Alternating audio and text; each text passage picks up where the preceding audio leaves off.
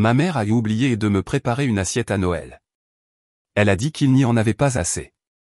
Mais ma belle-sœur a eu une deuxième portion. Je n'ai rien dit.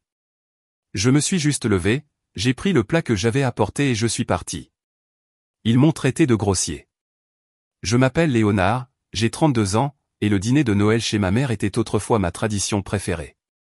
Cette année, j'ai passé des heures à perfectionner la recette spéciale de casserole de ma grand-mère, espérant qu'elle m'apporterait enfin une certaine reconnaissance. Pendant le trajet de 3 heures avec ce plat chaud, soigneusement équilibré sur le siège de mon passager, j'ai ressenti ce mélange familier d'espoir et d'appréhension.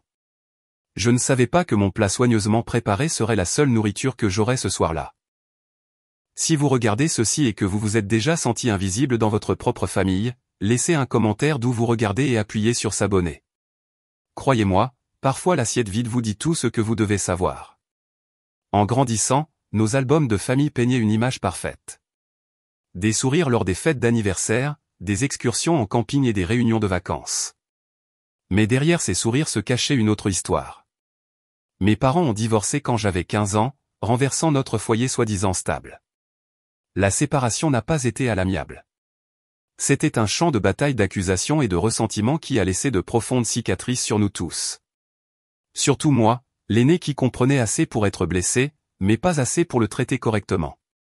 Brian, mon frère cadet de 5 ans, a toujours été l'enfant d'or, même avant le divorce. Il avait ce charme naturel qui attirait les gens vers lui, tandis que j'étais le type maladroit et érudit qui préférait démonter des ordinateurs à jouer au football.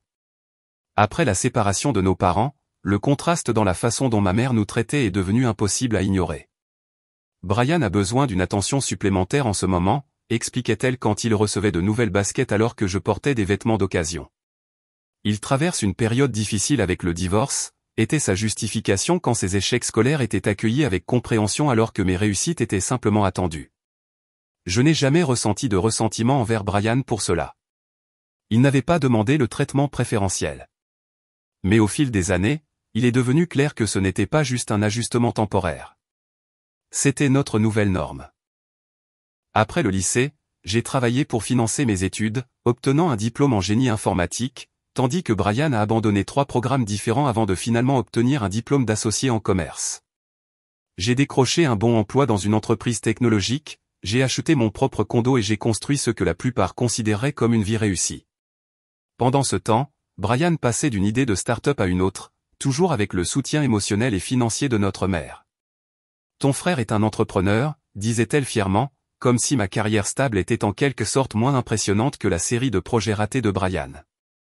Il prend des risques, tout comme ton père.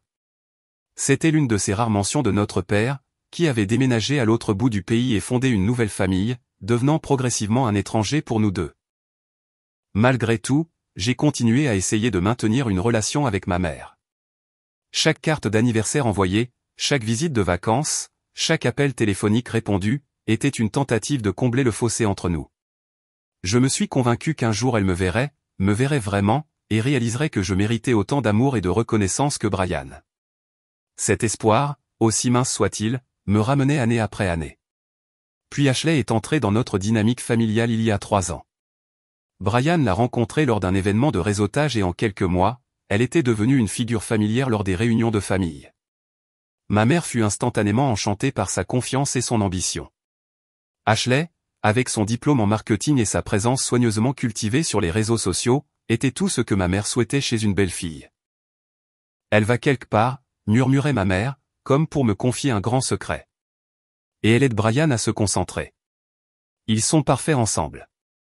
J'ai hoché la tête et souri, avalant l'observation amère que mes propres réalisations n'étaient jamais discutées avec un tel enthousiasme.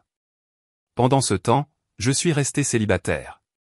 Ma dernière relation sérieuse avait pris fin 8 mois auparavant lorsque Stéphanie avait accepté un emploi à Seattle.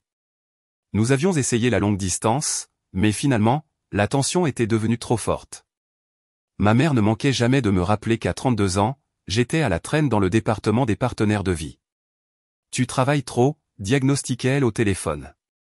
Les femmes veulent un homme ambitieux, mais pas quelqu'un qui n'a pas de temps pour elles. L'ironie, c'est qu'elle célébrait le style de vie obsédé par le travail de Brian tout en critiquant le mien, lui échappait apparemment. Ce Noël, j'étais déterminé à faire une impression positive. ma grand-mère, la mère de mon père, avait été la seule personne qui m'avait toujours fait me sentir valorisé en grandissant. Sa célèbre casserole de fête était légendaire dans notre famille. Une riche combinaison de pommes de terre, de fromage et d'épices secrètes qu'elle avait apportées de son pays d'origine. Avant qu'elle ne décède il y a 5 ans, elle m'avait donné sa boîte de recettes, un trésor de connaissances culinaires qui n'intéressait pas ma mère. Tu as ses mains, m'avait dit une fois ma grand-mère en m'apprenant à pétrir la pâte, des mains calmes et patientes, douées pour la cuisine. C'était l'un des rares compliments sur moi-même auxquels je croyais vraiment. J'ai passé des semaines à pratiquer la casserole, faisant des ajustements jusqu'à ce qu'elle ait exactement le goût dont je me souvenais. Le processus était thérapeutique, me connectant aux souvenirs de grand-mère tout en me donnant quelque chose de tangible à contribuer au rassemblement familial. Dans mon esprit, j'imaginais la scène, ma mère prenant une bouchée, son expression s'adoucissant à mesure que les souvenirs des dîners de famille passés la submergeaient. Peut-être que cette expérience partagée, ce goût d'histoire, pourrait enfin créer un pont entre nous. Alors, le matin de Noël, je me suis levé tôt, et mis la touche finale à ma casserole et l'ai soigneusement placée dans ma voiture. Le trajet de 3 heures de mon appartement en ville à ma ville natale m'a donné amplement le temps de répéter des conversations et de me préparer aux remarques subtiles habituelles sur ma vie personnelle. La neige saupoudrait l'autoroute pendant que je conduisais, transformant le paysage en quelque chose de magique, renforçant mes espoirs que ce Noël pourrait être différent de tous les autres. La guirlande de lumière multicolore bordant le toit de ma mère est apparue alors que je tournais dans notre ancienne rue. Les mêmes rennes en plastique occupaient le jardin de devant depuis aussi longtemps que je me souvienne. Leur couleur autrefois vibrante maintenant délavée par des années d'exposition hivernale. 2 voitures étaient déjà garées dans l'allée. Le SUV neuf et élégant de Brian, que ma mère avait aidé à financer, et une berline inconnue qui, j'ai supposé, appartenait à Ashley. Équilibrant soigneusement le plat de casserole chaud, j'ai progressé sur la passerelle saupoudrée de sel. Avant que je puisse frapper, la porte s'est ouverte, révélant ma mère dans un pull rouge festif, son visage déjà illuminé par le sourire qu'elle réservait aux occasions spéciales. « Oh, ils sont là !» a-t-elle appelé par-dessus son épaule avant de réaliser que c'était moi, pas celle qu'elle attendait. Son expression a subtilement changé.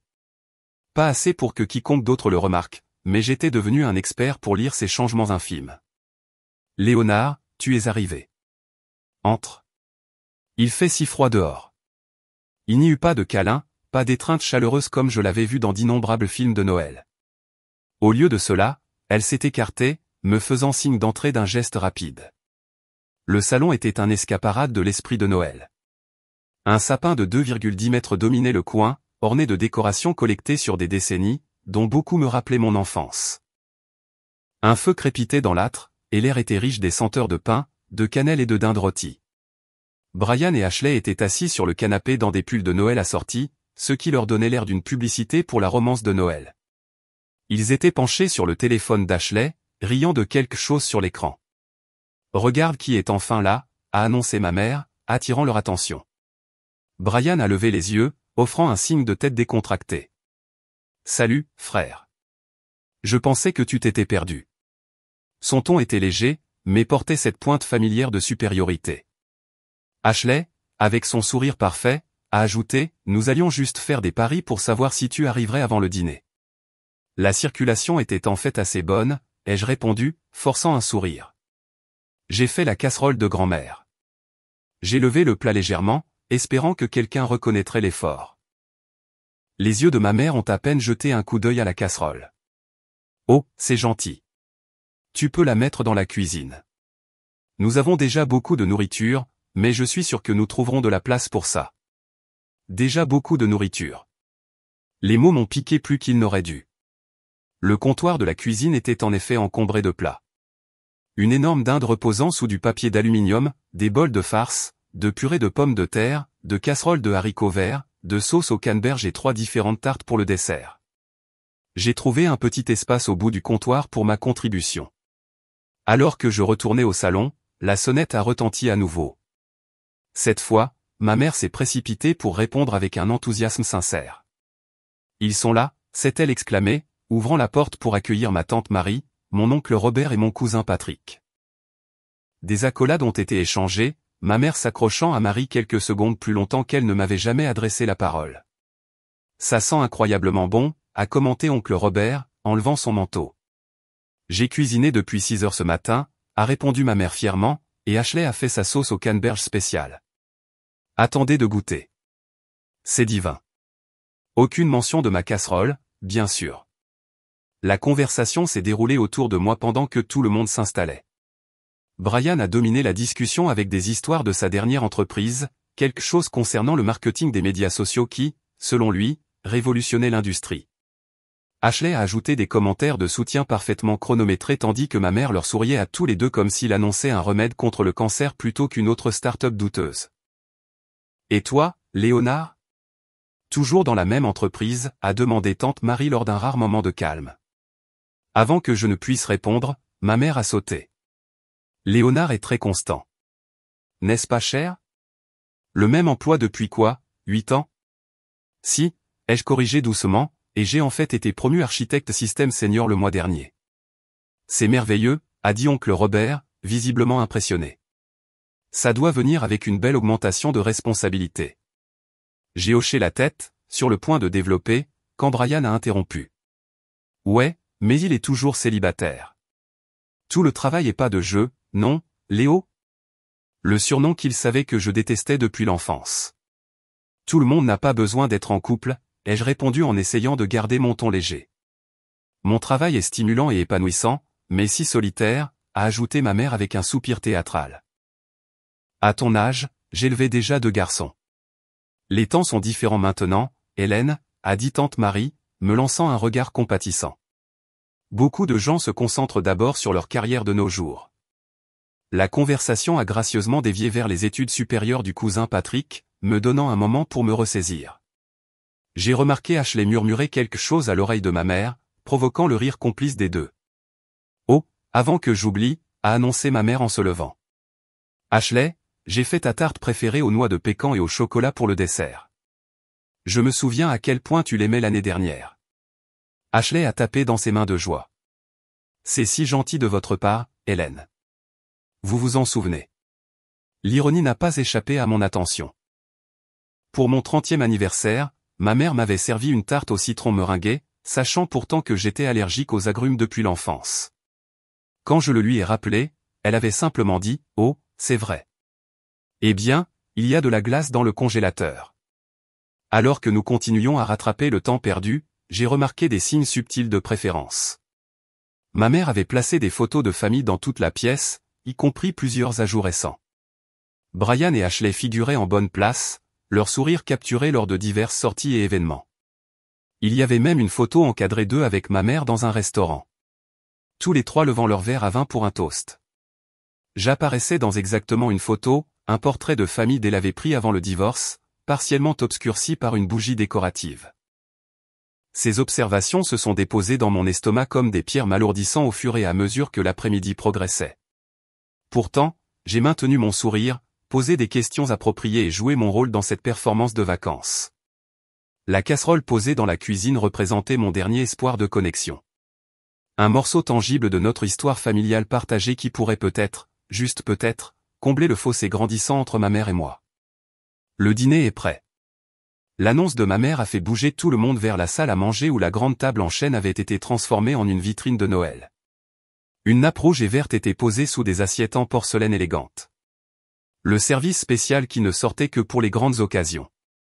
Des verres en cristal captaient la lumière du lustre au-dessus, ornés de brindilles de houx.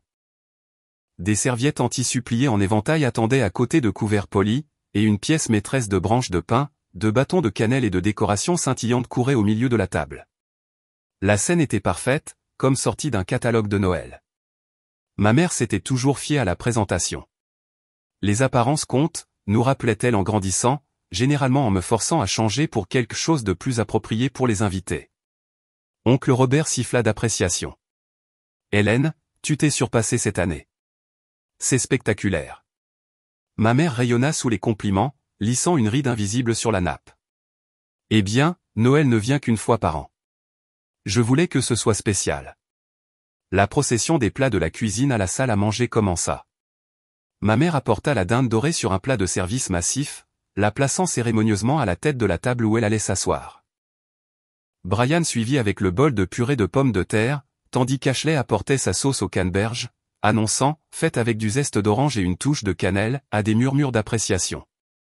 Je me suis déplacé pour apporter ma casserole, mais ma mère m'a intercepté. Léonard, sois gentil et aide Patrick à apporter les chaises du salon. Il nous en faut 2 de plus.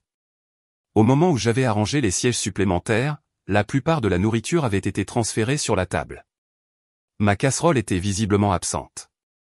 Je suis retourné à la cuisine et l'ai trouvée toujours sur le comptoir, intacte.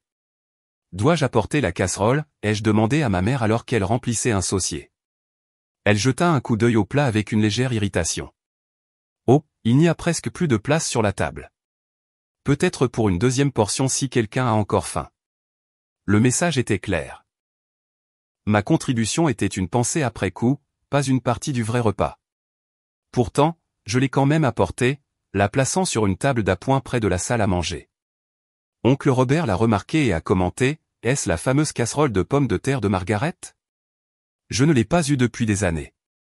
Léonard l'a faite. » Ma mère, a répondu son ton, suggérant que ce fait diminuait sa valeur d'une manière ou d'une autre. Vraiment ? Aunt Marie avait l'air sincèrement impressionnée. Elle n'a jamais partagé cette recette avec personne. C'est merveilleux que vous perpétuiez la tradition, Léonard. Pendant un bref instant, j'ai ressenti une petite victoire jusqu'à ce que ma mère ajoute, « Eh bien, ce n'est pas exactement pareil. » Bien sûr, personne ne pourrait reproduire la cuisine de Margaret. Alors que tout le monde prenait place, j'ai remarqué la disposition minutieuse. Ma mère à la tête de la table avec Brian et Ashley à sa droite immédiate. Tante Marie, oncle Robert et cousin Patrick étaient assis de l'autre côté. Il y avait une chaise vide au bout, probablement pour moi, la position la plus éloignée possible de ma mère. Ce qui s'est passé ensuite se rejoue dans mon esprit avec une clarté douloureuse. Ma mère se tenait à sa place, assumant le rôle d'hôtesse avec une aisance acquise. Avant de commencer, je veux remercier tout le monde d'être là. La famille compte plus que tout, surtout à Noël. Son regard a balayé la table, s'attardant sur Brian et Ashley avec une affection non dissimulée. Elle a commencé à servir, en commençant par la dinde. L'assiette de Brian a reçu une généreuse portion de viande blanche, sa préférence depuis l'enfance. Ashley est passée ensuite. Tante Marie, oncle Robert et Patrick. Chaque assiette était soigneusement préparée, ma mère ajoutant des touches personnelles. Plus de sauce pour Robert, pas de farce pour Marie, qui surveillait ses glucides, un peu de tout pour Patrick. Une fois les 5 assiettes remplies et distribuées, ma mère s'est assise, souriant à tout le monde. « S'il vous plaît, commencez pendant que c'est chaud. » Je suis resté les mains vides, fixant l'espace vide devant moi. L'oubli était si flagrant qu'il créait une tension gênante autour de la table. Oncle Robert s'éclaircit la gorge, mais ne parla pas. Tante Marie a jeté un regard entre moi et ma mère avec confusion. Finalement, Patrick a rompu le silence. « Tante Hélène, je pense que tu as oublié l'assiette de Léonard. » Ma mère leva les yeux, son expression momentanément vide avant de se transformer en une légère surprise. « Oh, je suis désolé, Léonard. Je pense que nous avons manqué de dinde, » a-t-elle dit, inspectant le plat, qui contenait encore d'importantes portions de viande blanche et brune. Il n'y en a pas vraiment assez pour une portion complète. La déclaration était si manifestement fausse que j'ai failli rire. Au lieu de cela, j'ai gardé ma voix stable. C'est bon. Il semble qu'il reste beaucoup de plats d'accompagnement. Bien sûr, sers-toi, a-t-elle répondu, son ton suggérant qu'elle était exceptionnellement généreuse. Bien que la purée de pommes de terre soit presque épuisée, Brian et Ashley l'aiment tellement. Le bol de purée de pommes de terre était encore à moitié plein. J'ai attrapé les cuillères de service et j'ai discrètement assemblé une assiette modeste pour moi-même.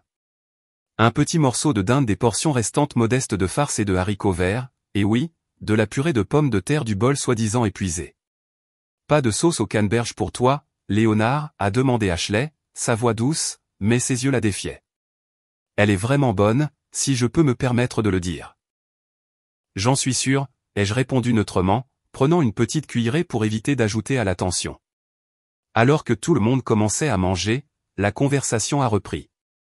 Brian a lancé une explication détaillée de ses dernières entreprises, des flux de revenus potentiels, avec Ashley ajoutant des phrases de marketing polies à intervalles réguliers.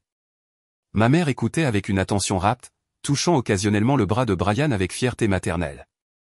Nous projetons des revenus de 6 chiffres dans les 2 premiers trimestres, a annoncé Brian, coupant sa dinde avec éclat. C'est impressionnant, a dit oncle Robert, bien que j'aie attrapé le scepticisme dans son ton. En tant que comptable prospère, il avait probablement entendu de nombreuses projections commerciales optimistes au fil des ans. Léonard, a demandé tante Marie une fois de plus, tentant de m'inclure, comment se passe ton travail? J'avais à peine ouvert la bouche pour répondre quand ma mère a interrompu. Oh, l'entreprise de Léonard est très stable, très prévisible. Elle l'a présenté comme un défaut de caractère. J'ai pris une bouchée de la casserole de ma grand-mère, la seule nourriture abondante dans mon assiette, et j'ai trouvé un petit réconfort dans les saveurs familières de l'enfance. Au moins, cette chose s'était bien passée.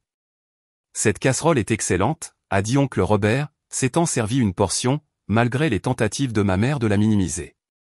Ça a le goût exact de ce que Margaret faisait. Tu as son talent, Léonard. Merci, ai-je répondu, sincèrement reconnaissant pour la reconnaissance. C'est un peu trop poivré à mon goût, a commenté ma mère, bien qu'elle n'ait pas pris une seule bouchée. Et ainsi le repas a continué, moi picorant mes portions inadéquates tout en regardant les autres savourer le festin abondant, me joignant aux conversations seulement pour être interrompu et essayant d'ignorer le nœud croissant de douleur et de colère dans ma large poitrine. La nourriture, malgré ma faim, avait le goût de cendre. La conversation du dîner coulait autour de moi comme l'eau autour d'une pierre. Présent mais sans contact. Je me suis concentré sur le fait de faire durer mes portions modestes, en coupant de plus petits morceaux, en mâchant plus longtemps, créant l'illusion de participation à ce festin familial. Oncle Robert m'avait gentiment passé plus de haricots verts quand ma mère ne regardait pas, un petit acte de rébellion qui n'avait pas échappé à Ashley, qui avait haussé un sourcil mais n'avait rien dit. Alors, dit ma mère, posant sa fourchette avec une précision théâtrale, Brian et Ashley ont des nouvelles passionnantes à partager. Tous les yeux se tournèrent vers le couple. Brian se redressa sur son siège, passant un bras autour des épaules d'Ashley avec une décontraction calculée. Nous n'allions rien dire avant les vacances, commença-t-il, sa voix adoptant le même ton qu'il utilisait pour les présentations commerciales. Mais puisque toute la famille est là, Ashley tendit sa main gauche, remuant ses doigts de manière dramatique pour attirer l'attention sur l'absence d'une bague. Nous sommes officiellement préfiancés. Préfiancés, répéta Patrick avec confusion. Cela signifie que nous prévoyons de nous fiancer, expliqua Ashley comme si elle parlait à un enfant. Nous regardons les bagues le mois prochain, et Brian prévoit la demande en mariage parfaite pour la Saint-Valentin. Ma mère joignit les mains de joie. N'est-ce pas merveilleux? Mon Brian se marie enfin avec la fille parfaite. La table éclata de félicitations obligatoires. J'ai offert un sourire et un hochement de tête qui, je l'espérais, semblait sincère. En vérité, j'étais heureux pour mon frère. Malgré nos différences, je ne lui avais jamais souhaité de mal. Si Ashley le rendait heureux, alors j'étais content pour eux deux. Nous pensons à un mariage en juin l'année prochaine, continua Ashley. Rien de trop extravagant. Juste 200 de nos amis et de notre famille les plus proches au Lakeside Resort. Le Lakeside Resort était le lieu le plus cher du comté, connu pour ses mariages qui commençaient à 30 000 $. Rien de trop extravagant en effet. Ce sera magnifique, s'extasia ma mère. Et ne t'inquiète pas du coup. J'économise pour le jour du mariage de Brian depuis qu'il est petit. Je peux contribuer 20 000 $ pour vous offrir la célébration que vous méritez. Les mots me frappèrent comme un coup physique. 2 ans auparavant, alors que j'essayais de lancer une petite entreprise de logiciels, j'avais demandé à ma mère un prêt de 15 000 $. J'avais un plan d'affaires, des clients potentiels, tout était préparé méticuleusement.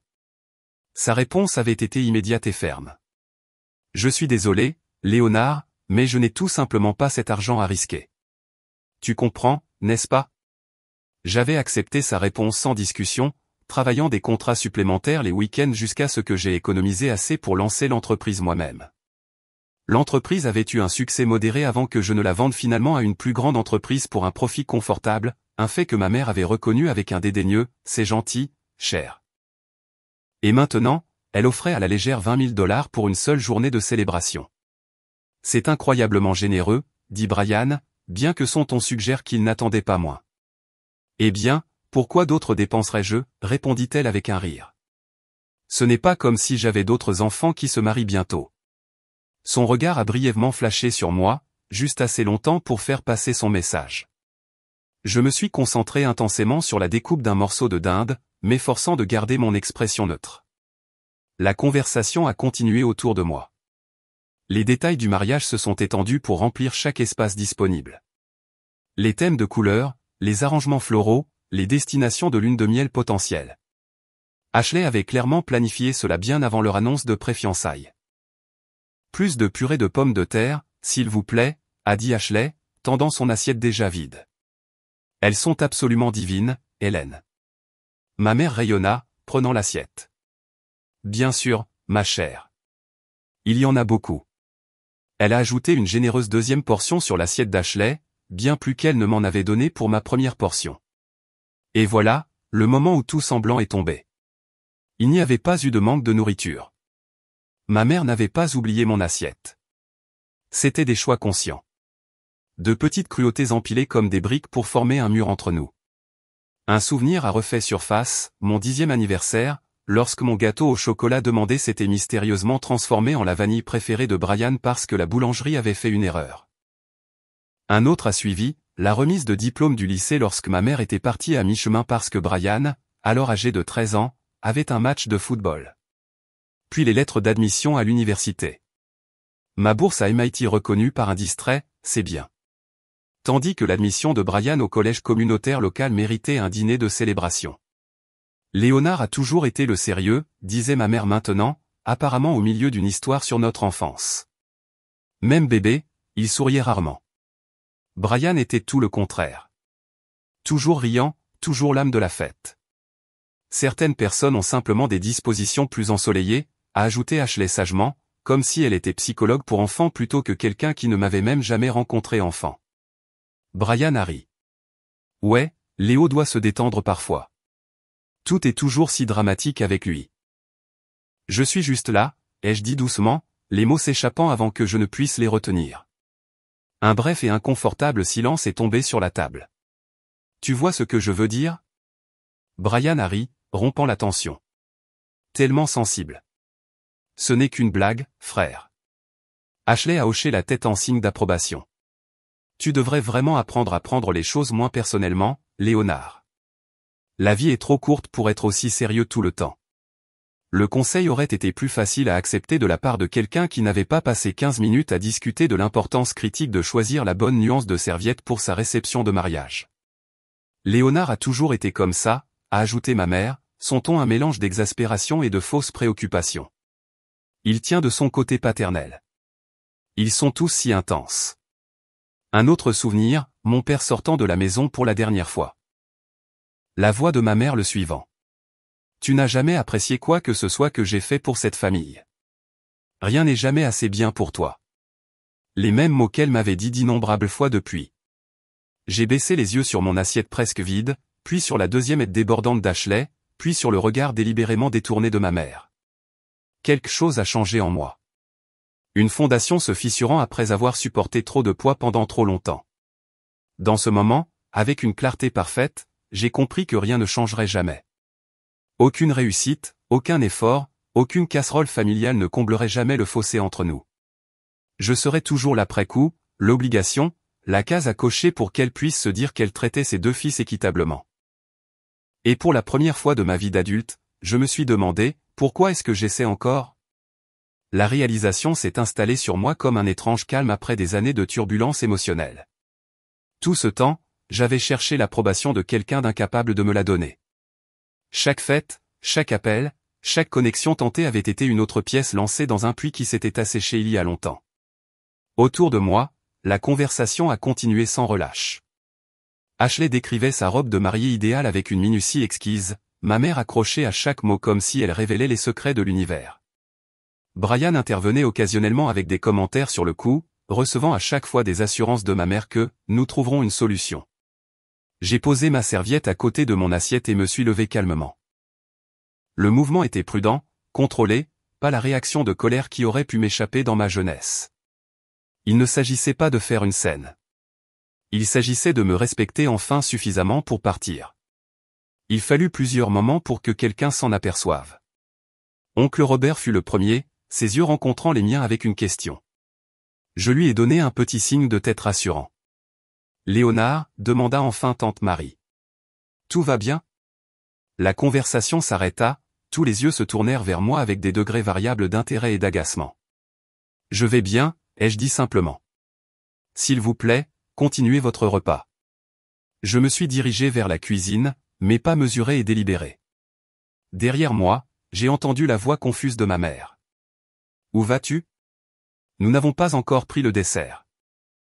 Dans la cuisine, j'ai repéré le récipient en verre qui contenait ce qu'il restait de la casserole de ma grand-mère. Le plat était encore à moitié plein, la plupart de la famille ayant opté pour les offres de ma mère. J'ai soigneusement mis le couvercle et les ramassé. Quand je suis retourné dans l'embrasure de la porte de la salle à manger, le plat à la main, l'expression de ma mère est passée de la confusion à l'indignation. « Qu'est-ce que tu fais avec ça ?» a-t-elle exigé. « Je pars, ai-je répondu, gardant ma voix égale. « Merci pour le dîner. » Laissant sa voix monter légèrement. En plein milieu du dîner de Noël sans dessert. Je dois prendre la route avant que la neige ne s'aggrave, ai-je expliqué, bien que nous sachions tous que les prévisions annonçaient un temps clair. Brian a ricané audiblement. Sérieux, Léo, maman a passé toute la journée à cuisiner et tu vas juste te tirer. J'ai regardé mon frère. Je l'ai vraiment regardé et j'ai vu non pas l'enfant d'or qui ne pouvait pas se tromper, mais un homme qui n'avait jamais eu à mériter sa place à table, qui n'avait jamais su ce que c'était que d'être un afterthought dans sa propre famille. Pour la première fois, j'ai ressenti quelque chose d'approchant de la pitié pour lui. Le dîner était charmant, ai-je dit, m'adressant à tout le monde mais sans regarder personne en particulier. Joyeux Noël à tous. Je me suis dirigé vers la porte d'entrée, la casserole à la main. Derrière moi, les chaises ont raclé le parquet alors que les gens soit protestaient, soit simplement se déplaçaient inconfortablement. Léonard, attends, a appelé oncle Robert. Ne pars pas comme ça.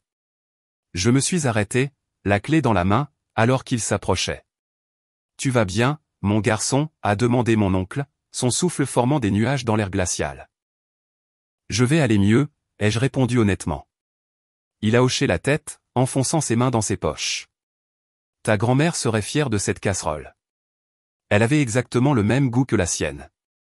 Merci, ai-je dit, une émotion inattendue me serrant la gorge. Écoute, ta mère est, il a hésité, cherchant des mots diplomatiques. Elle est compliquée. Toujours été, même quand nous étions enfants. Mais ce qui s'est passé là-dedans n'était pas bien. Tu le sais, n'est-ce pas? J'ai hoché la tête, trop ému pour faire confiance à ma voix. Laisse faire un peu de temps, a-t-il conseillé. Mais ne laisse pas ça te ronger. Tu es un homme bien, Léonard. Plus comme ta grand-mère que quiconque dans la famille. Venu donc le Robert, qui adorait sa belle-mère, c'était là un grand compliment. Joyeux Noël, a-t-il dit, me tapotant l'épaule. Conduis prudemment, tu entends. Toi aussi, ai-je réussi à dire, une simple gentillesse qui a failli défaire ma composure. Alors que je m'éloignais de ma maison d'enfance, la casserole encore chaude contre ma jambe, j'ai ressenti un soulagement inattendu. Pas le bonheur, pas la victoire, certainement pas la joie, mais le soulagement profond de déposer un fardeau que j'avais porté trop longtemps. Le premier message est arrivé avant même que j'atteigne l'autoroute. Mon téléphone connecté au système Bluetooth de ma voiture a annoncé « Nouveau texte de Brian ».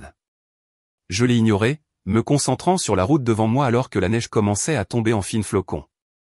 5 minutes plus tard, nouveau texte de maman, puis un autre, et encore un autre. J'ai mis mon téléphone en silencieux et j'ai allumé la radio. Johnny Mathis chantait des « Châtaignes rôties sur le feu », la mélodie joyeuse, un contraste surréaliste avec mon état émotionnel. Je n'étais plus en colère. La frustration blanche et ardente s'était refroidie pour devenir quelque chose de plus solide et durable, la résolution. Le trajet de 3 heures pour rentrer m'a donné amplement le temps de réfléchir. Chaque kilomètre mis entre moi et cette table de salle à manger me donnait l'impression d'un allègement physique. Quand je suis arrivé dans mon complexe d'appartements, la neige tombait, régulièrement, transformant le paysage urbain en quelque chose de plus doux, de plus neuf. À l'intérieur, j'ai posé le plat de casserole sur le comptoir de ma cuisine et j'ai finalement vérifié mon téléphone. 8 messages textes et 3 appels manqués attendaient mon attention. De Brian Way a ruiné Noël Léo. Maman pleure maintenant. J'espère que tu es heureux. De maman, je n'arrive pas à croire que tu me fasses ça après tout ce que j'ai fait pour toi. Appelle-moi immédiatement. De maman encore. Ton comportement était complètement inacceptable. Brian et Ashley sont choqués. C'est comme ça que j'ai élevé pour agir? De Brian encore. Ashley dit, c'est pourquoi tu es toujours célibataire. Aucune femme ne veut d'un homme qui fait des crises de colère. J'ai parcouru les messages restants. Des variations sur les mêmes thèmes de culpabilité, d'accusation et de manipulation émotionnelle. Rien de nouveau, rien que je n'avais pas entendu auparavant sous différentes formes tout au long de ma vie. Ce qui m'a surpris, ce sont les autres messages qui ont suivi de l'oncle Robert. J'ai vérifié les prévisions météo. Les routes ont l'air dégagées, mais conduis prudemment. Appelle si tu as besoin de quoi que ce soit de Patrick. Salut, cousin, le dîner est devenu bizarre après ton départ. Tante Hélène n'arrête pas de parler d'enfants ingrats pendant 1 heure. Oncle Robert lui a finalement dit d'arrêter. Je pense qu'il est dans le rouge maintenant aussi. Ta casserole était géniale, d'ailleurs. Et le plus inattendu, de tante Marie, Léonard. J'espère que tu es rentré sain et sauf. Je veux que tu saches que tes sentiments sont valides. Nous avons tous remarqué ce qui s'est passé ce soir. Appelle-moi demain si tu veux en parler. Je t'aime, cher. Je me suis assis sur mon canapé, relisant le message de tante Marie plusieurs fois. Tes sentiments sont valides. Une phrase si simple, et pourtant elle m'a frappé avec une force inattendue. Combien de temps avais-je rejeté mes propres réactions comme étant de l'hypersensibilité? Combien de fois avais-je accepté le récit selon lequel j'étais celui qui avait des problèmes, l'enfant à problème qui ne pouvait pas simplement être reconnaissant et maintenir la paix? Mon téléphone a sonné, rompant le silence. L'écran affichait le nom de mon meilleur ami Mike. Pas de la famille, mais quelqu'un qui avait été plus soutenant que la plupart de mes proches. Joyeux Noël, mec, a-t-il salué quand j'ai répondu. Comment s'est passée l'annuelle émission de Hélène? Mike avait inventé le terme il y a des années après avoir entendu trop d'histoires sur la dynamique de ma famille. Il n'avait jamais rencontré ma mère, mais il avait une capacité déconcertante à prédire ses comportements. Je suis parti tôt, ai-je admis. En fait, je suis parti pendant le dîner. Un faible sifflement est venu par le haut-parleur. Waouh, qu'est-ce qui s'est passé? J'ai raconté les événements de la soirée, de l'assiette manquante aux secondes d'Ashley, de l'argent du mariage à mon départ silencieux. En parlant, la réalité de ce que j'avais fait, me défendre après des décennies de soumission, commença à s'installer. Il était temps, bon sang, a dit Mike quand j'ai eu fini. Léonard, je te le dis depuis des années que cette relation est toxique. Tu continues à y retourner en espérant des résultats différents. Et c'est juste. C'est douloureux à regarder. Mec, je sais, ai-je reconnu.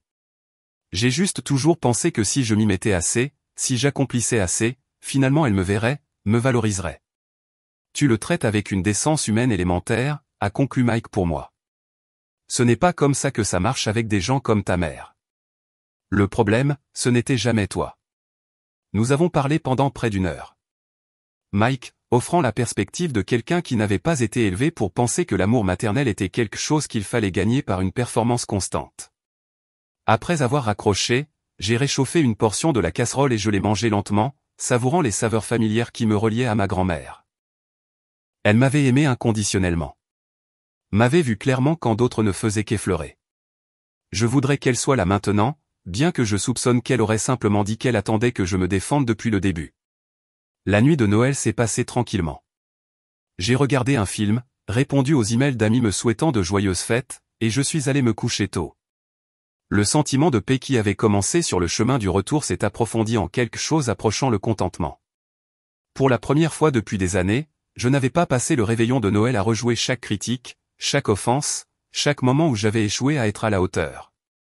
Le matin apporta un appel de ma mère. J'ai laissé aller en messagerie vocale, puis j'ai écouté avec un détachement étrange alors que sa voix oscillait entre la colère et la réprimande larmoyante.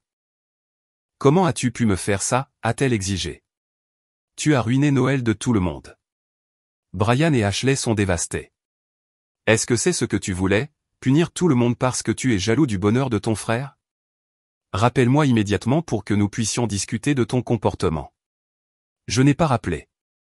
Au lieu de cela, j'ai envoyé une réponse simple par SMS. J'ai besoin de temps. Je vous contacterai quand je serai prêt à parler. Sa réponse fut immédiate. C'est exactement le genre d'égoïsme dont je parle. Les familles ne prennent pas de temps. Elles surmontent leurs problèmes ensemble. L'ironie d'être sermonné sur l'égoïsme par quelqu'un qui n'avait pas pu se soucier de préparer une assiette pour son propre fils ne m'a pas échappé. Je n'ai pas répondu davantage. Plus tard dans l'après-midi, tante Marie a appelé. Sa voix était chaleureuse, inquiète sans être intrusive. « Je pense à toi depuis hier soir », a-t-elle dit. « Tu vas bien ? » « Je vais mieux que prévu, ai-je admis. »« Calme. »« Bon, dit-elle, et je pouvais entendre le sourire dans sa voix. « Tu sais, en regardant ce qui s'est passé au dîner, ça m'a rappelé des choses que j'ai vu Hélène faire au fil des ans. La façon dont elle t'a traité par rapport à Brian. La façon dont elle a traité ton père avant le divorce. » « Mon père ? » Je ne m'attendais pas à ce tournant dans la conversation. Tante Marie a soupiré. « Ta mère et moi sommes des personnes très différentes, Léonard.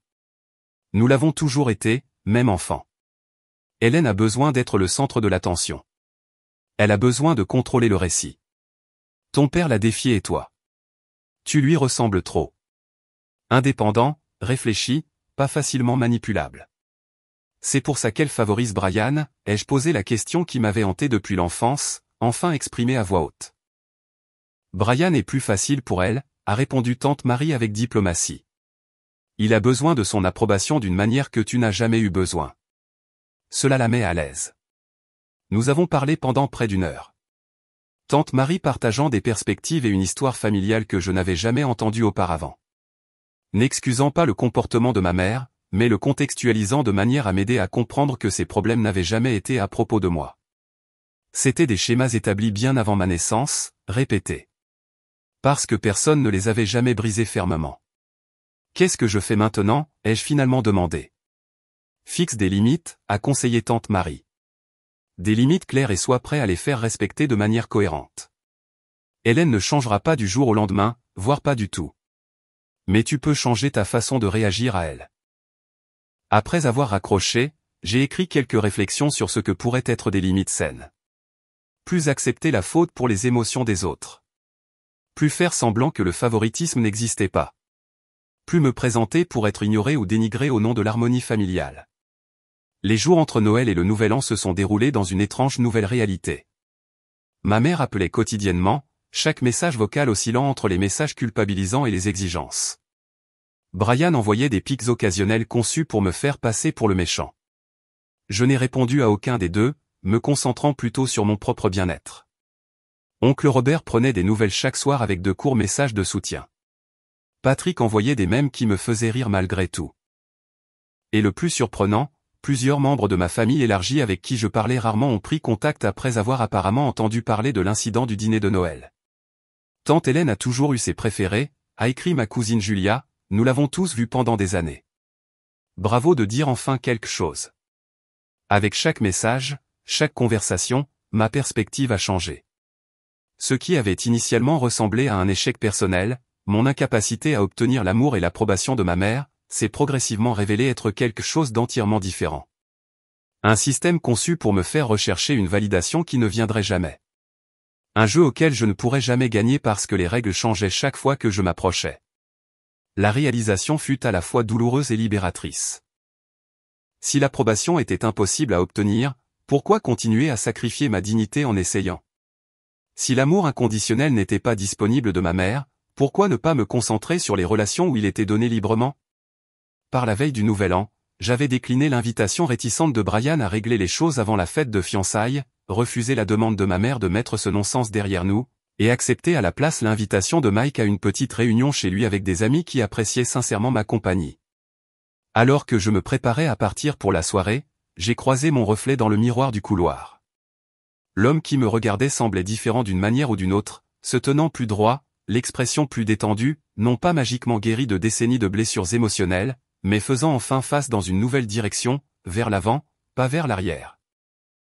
La neige avait cessé de tomber la veille du Nouvel An, laissant Boston enveloppé dans une couverture blanche nette qui brillait sous les lampadaires. Alors que je me dirigeais vers l'appartement de Mike, son appartement au 4e étage sans ascenseur bourdonnait déjà de conversations et de rires.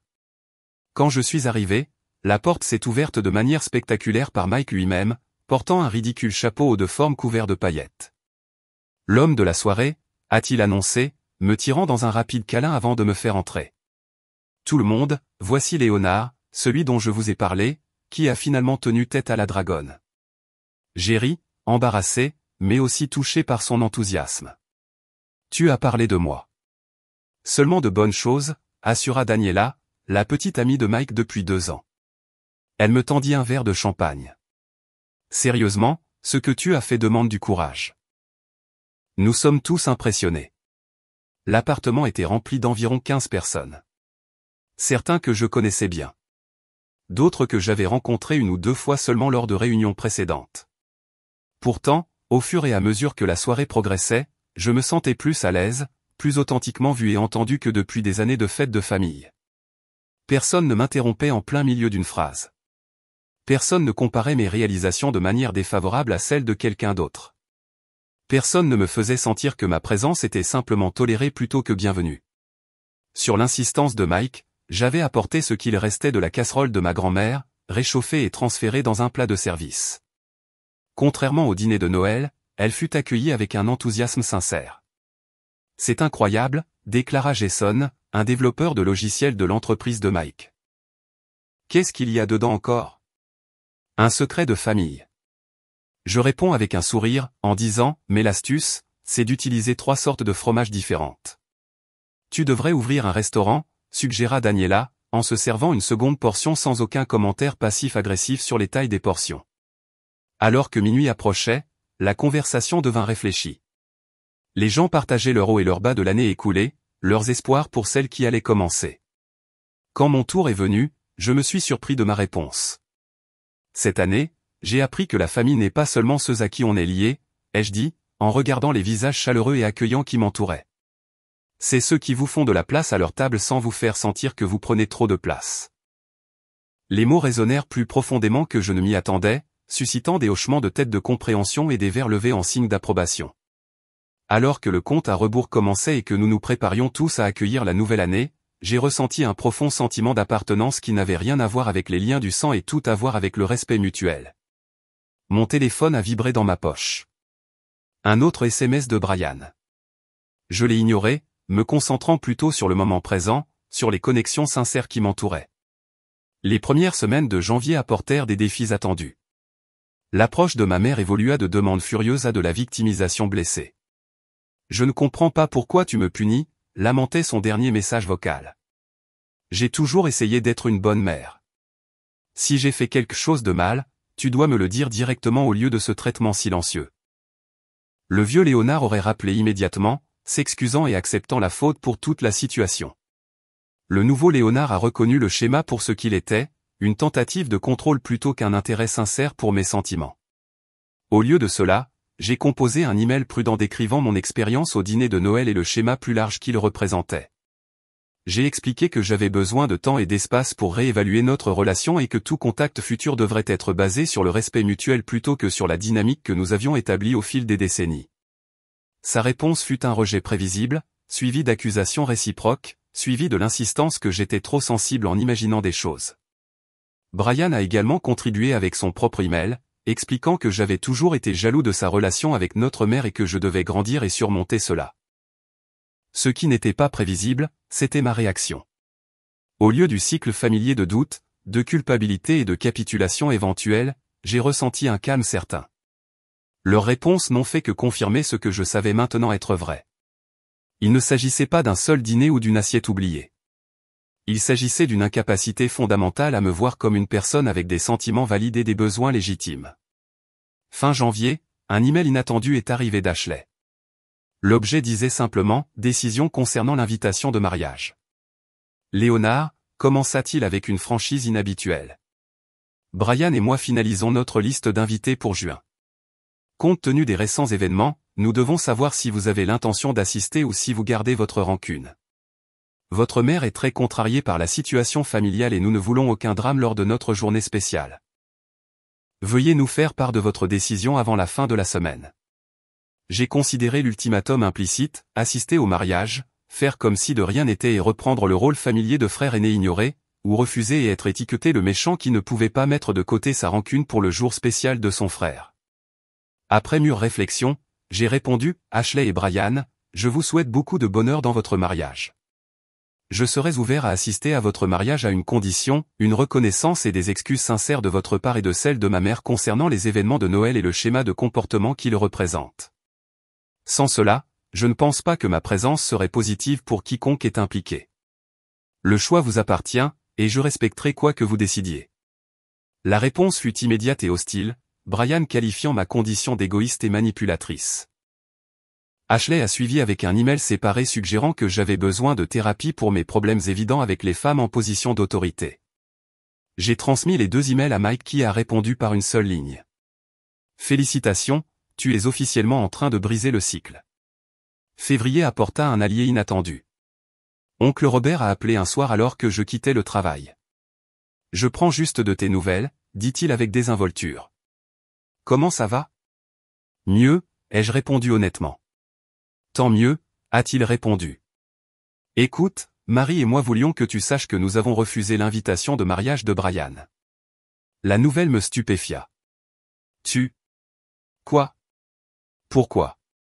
Après Noël et la façon dont ils ont géré les choses depuis, nous avons eu quelques conversations avec Hélène sur son comportement au fil des ans. Ça ne s'est pas bien passé, il a ri sans humour. Marie a essayé d'expliquer comment elle te traite par rapport à Brian. Hélène a refusé de l'entendre. Quand nous avons suggéré une thérapie familiale, elle nous a accusés de prendre parti. Je suis désolé, ai-je dit, sincèrement désolé que ma situation ait créé une fracture entre les frères et sœurs. Ne le sois pas, a-t-il insisté. Ça couvait depuis des décennies. Ta grand-mère, la mère de Marie et Hélène, s'inquiétait toujours de l'incapacité d'Hélène à s'auto-analyser. Elle serait fière de toi de t'être enfin affirmée. Par mars, j'avais commencé à sortir avec Sarah, une chef de projet que j'avais rencontrée lors d'une conférence professionnelle. Notre connexion fut immédiate et naturelle, la conversation coulant facilement des sujets professionnels aux intérêts personnels et éventuellement aux antécédents familiaux. Mes parents ont divorcé quand j'avais 12 ans, a-t-elle partagé lors de notre 3e rendez-vous. Mon père s'est remarié tout de suite et a essentiellement créé une famille de remplacement. Pendant des années, j'ai essayé de gagner son attention, pensant que si j'accomplissais assez, il ferait enfin de la place pour moi. Les parallèles avec ma propre expérience étaient frappants. Qu'est-ce qui a changé, ai-je demandé. La thérapie, a-t-elle répondu avec un sourire. Beaucoup de thérapie. Finalement, j'ai réalisé que ses limites n'étaient pas mon échec. Une fois que j'ai arrêté d'attendre de lui qu'il soit quelque chose qu'il ne pouvait pas être, j'ai pu apprécier ce qu'il pouvait offrir sans être détruite quand il échouait. Sa franchise et sa conscience de soi étaient rafraîchissantes. Sur ces encouragements doux, j'ai commencé à voir un thérapeute moi-même, déballant progressivement le réseau complexe d'attentes et de déceptions qui avait défini ma relation avec ma mère. Ce que vous décrivez est un schéma classique dans les familles avec des dynamiques narcissiques, a expliqué Dr Marcus lors d'une séance, l'enfant dort contre le bouc émissaire. Aucun des 2 rôles n'est réellement sain pour l'enfant en question. Même Brian, ai-je demandé, surpris. Il semblait toujours profiter de la situation. Être l'enfant d'or crée sa propre prison, a-t-il répondu réfléchissant. Le sens de la valeur de Brian dépend entièrement de l'approbation de ta mère. C'est une position précaire qui conduit souvent à une indépendance sous-développée et à des difficultés à établir des relations saines en dehors du système familial. Le changement de perspective fut profond. Pour la première fois, j'ai pu voir mon frère non pas comme le favori de ma mère, mais comme quelqu'un piégé dans un aspect différent du même système dysfonctionnel. La réalisation n'excusait pas son comportement, mais elle m'a aidé à libérer une partie du ressentiment que j'avais porté pendant des années. En juin, le mois du mariage de Brian, j'avais établi une nouvelle norme, des séances de thérapie hebdomadaires, une relation prometteuse avec Sarah, qui comprenait la complexité familiale de première main, des dîners réguliers avec Mike et Daniela, des appels occasionnels avec oncle Robert et tante Marie, une vie construite autour de connexions qui me nourrissaient plutôt que de m'épuiser. Je n'ai pas assisté au mariage. Selon Patrick, qui y est allé, ma mère a passé une grande partie de la réception à expliquer mon absence à des parents curieux, se présentant comme le parent qui souffre d'un fils ingrat. Brian et Ashley sont partis pour leur lune de miel à Hawaï, un voyage largement financé par ma mère, et la vie a continué. Le jour du 85e anniversaire de ma grand-mère, j'ai préparé sa célèbre casserole et j'ai invité Sarah à dîner.